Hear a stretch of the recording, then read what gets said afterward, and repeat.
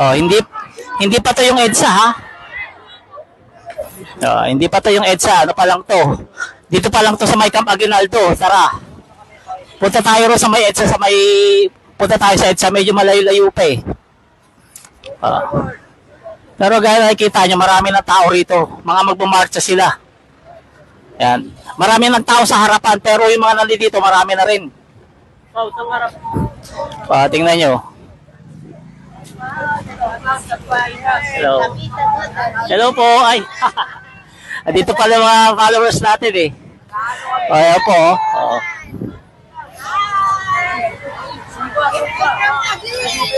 Ayan, maraming tao na oh. Mga BBM lahat yan, mga BBM. Oh, mga BBM lahat yan, nag-ipon-ipon dito sa EDSA. Oh. Ngayon, pakishare po. Pakishare po yung live natin. Nay, tanungin kita, Nay.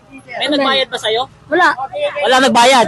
Sa inyo, may nagbayad ba sa inyo? Wala. Wala. Kasi, sinasabi kasi nung kabila, may mga binayaran doon kayong lahat eh. Wala. Talo kayo sa DDS, mga binayaran yung mga yun eh. Ha? Yan. Dapat.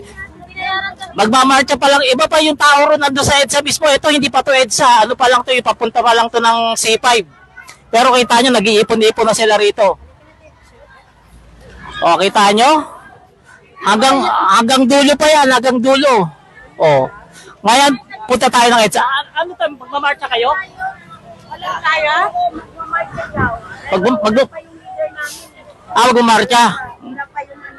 Siguro dito pa lang, parang 1,000 na yung tao rito eh. Kasi hanggang dulo eh. Oo, tingin ko parang lagpas ng 1,000 eh, kasi hanggang dulo oh. Iba pa yung tao sa EDSA no. Tara. Iba pa yung mga nandoon sa gitna mismo na mga nagpapainit. Oh. Diba? Iba pa yung mga nasa initan.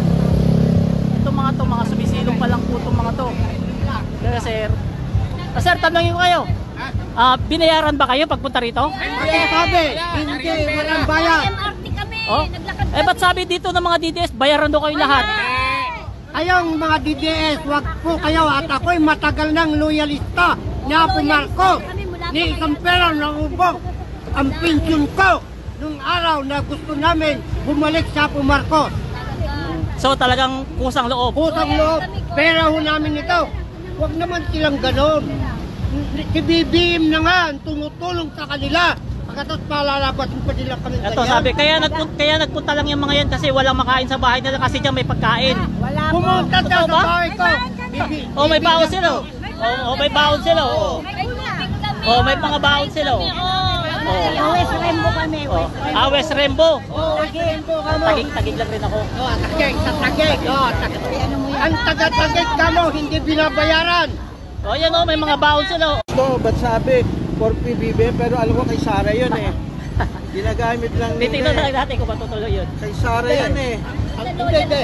Ang pan ng iglesia kasi, nabasa ko yung interview nila. Tutulungan nila si BMM po para hindi ma-infect si Sara. Pero dapat daw idemanda sa proper court. Yun po ang hinihiling nila. Hindi po huwag nilang sasabihin ng iglesia ay kasanib kay Duterte. Pero ang ano ko Huwag dyan, po tayong maniniwala sa paninira. Ito po si Founder Lagalag, retired Master Sergeant.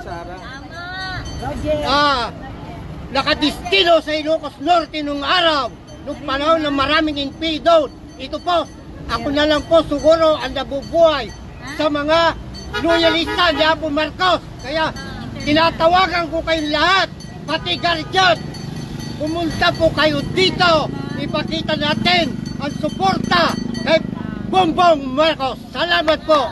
Tama. Yes. Wala kaming bayad. Walang bayad yung mga yan. Walang bayad. Kasi alam ko basta loyalista talaga.